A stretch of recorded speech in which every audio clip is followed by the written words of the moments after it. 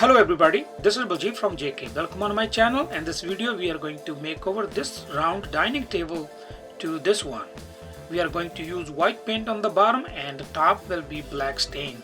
Hey friends, if you haven't subscribed my channel, please click on the subscribe button, then click on the ring bell button so you can get the latest video notification from my channel.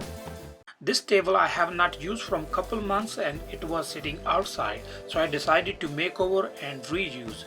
On the top is really have a bad condition, but the bottom is still okay. So at the bottom piece we are going to use white paint, so I have to do primer first, then will be the white semi-gloss final coat.